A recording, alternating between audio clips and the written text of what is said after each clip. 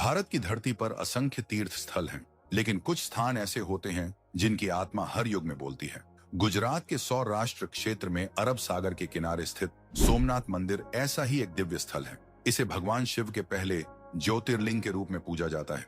लेकिन यह मंदिर सिर्फ एक धार्मिक स्थल नहीं, बल्कि इतिहास, पौराणिकता, विज्ञान और रहस्य का अद्भुत संगम है।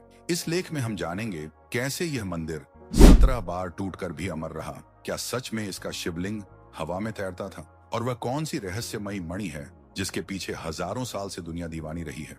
कहानी में आगे बढ़ने से पहले अगर आप नए हो तो चैनल को सब्सक्राइब जरूर कर लो। आपके एक सब्सक्राइब से हमें मोटिवेशन मिलता है, तो सब्सक्राइब जरूर करें और कमेंट में हर हर महादेव जरूर लिखें। चलो कहानी में आगे बढ़ते हैं।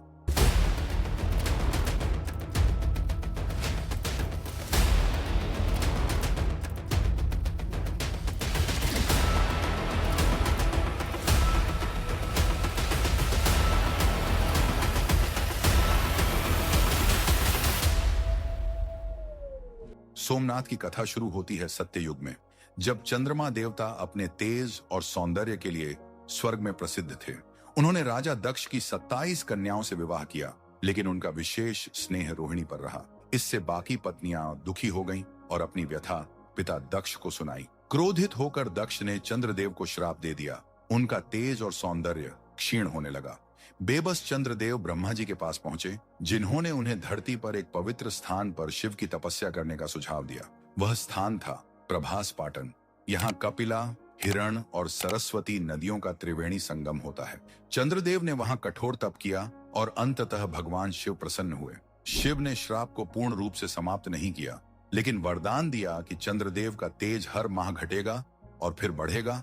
यही आज का चंद्र चक्र है। चंद्रदेव ने शिव जी से प्रार्थना की कि वे इस स्थान पर स्थायी रूप से निवास करें। तभी से यह शिवलिंग सोमनाथ यानी चंद्र के स्वामी के रूप में जाना गया। स्कंद पुराण के अनुसार सोमनाथ मंदिर हर युग में अलग अलग स्वरूप में बना। सत्य युग में चंद्रदेव ने इसे सोने से बनवाया था। त्रेता युग में रावण, जो शिव भक्त था, उसने इसे चांदी से बनवाया। द्वापर युग में श्री कृष्ण ने इसे चंदन की लकड़ी से सजाया।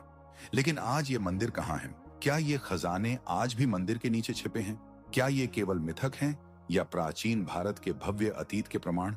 2020 में IIT गांधीनगर द्वारा की गई खुदाई में मंदिर के नीचे एक 3 मंजिला प्राचीन संरचना मिली, जिसने इन पौराणिक कथाओं को फिर से चर्चा में ला दिया। अलबरूनी ने अपनी किताब तारीख-ए-हिंद में लिखा कि सोमनाथ का शिवलिंग धरती से ऊपर तैरता था। लोक मान्यता है कि मंदिर की छत और नीचे ऐसे चुंबकीय पत्थर लगाए गए थे जो शिवलिंग को हवा में स्थिर रखते थे।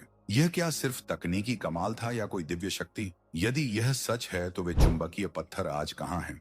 क्या वे भी 1825 में महमूद गजनवी द्वारा लूट लिए गए? महाभारत में वर्णित है कि श्री कृष्ण के पास एक दिव्य मणि थी, श्यामंतक मणि। यह मणि धन, प्रकाश और ऊर्जा की स्रोत थी। माना जाता है कि इस मणि को छुपाने के लिए सोमनाथ के शिवलिंग में गुप्त स्थान बनाया गया। 1825 में महमूद गजनवी ने जो हमला किया वह सिर्फ खजाने के लिए नहीं, बल्कि शायद इसी मणि के लिए था। लेकिन आज तक न तो यह मणि मिली और न ही इसका कोई प्रमाण मिला।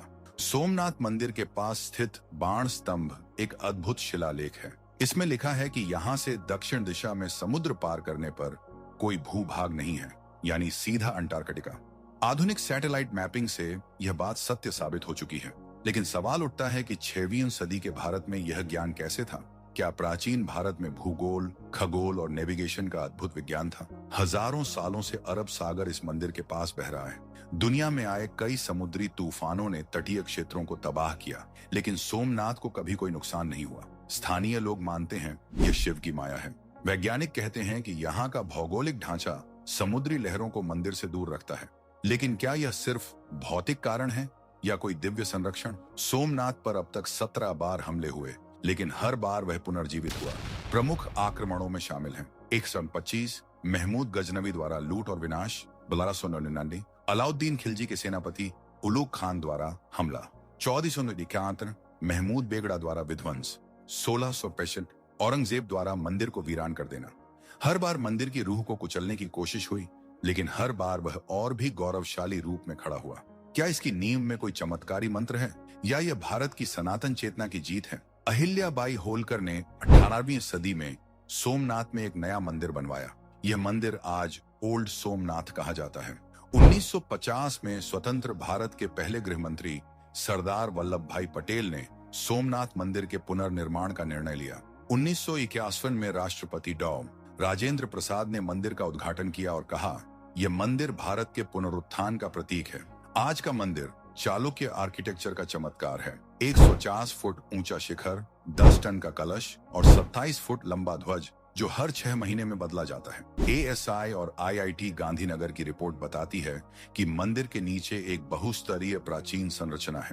ग्राउंड पेनेट्रेटिंग रडार तकनीक से पता चला कि यह ढांचा हजारों साल पुराना हो सकता है। क्या यह सतयुग का मंदिर है या कोई गुप्त सुरंग जो खजाने या स्यमंतक मणि तक जाती है? हर साल 30 लाख से ज्यादा श्रद्धालु सोमनाथ के दर्शन करने आते हैं। शिवरात्रि, श्रावण मास और होली जैसे पर्वों पर यहाँ भारी भीड़ उमड़ती है। ये सिर्फ भारत ही नहीं बल्कि अमेरिका, ऑस्ट्रेलिया और यूरोप से भी भक्तों को खींच लाता है।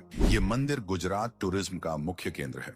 लोकल व्यापार, होटल, दुकानें, सबकी रोजी रोटी इसी मंदिर से चलती है। स्थानीय लोग कहते हैं, सोमनाथ हमारा घर चलाता है। सोमनाथ केवल धार्मिक स्थल नहीं, यह आत्मिक ऊर्जा का केंद्र भी है। यहाँ खड़े होकर सागर की लहरों को सुनना, मंदिर का घंटा और मंत्र सब मिलकर एक ऐसी अनुभूति देते हैं जो शब्दों से परे है। सत्ययुग, सोमनाथ, त्रेता युग, प्राणनाथ, द्वापर युग, भैरवनाथ, कलयुग, पुनः सोमनाथ, भविष्य प्राणनाथ के रूप में जाना जाएगा। क्या यह नाम बदलने की परंपरा सिर्फ प्रतीकात्मक है या कोई गूढ़ संकेत? सोमनाथ सिर्फ पत्थरों से बना ढांचा नहीं, यह भारत की आत्मा है। यह मंदिर बताता है कि चाहे कितनी भी बार अंधकार आए, सत्य और श्रद्धा फिर से उजाला लाएगी।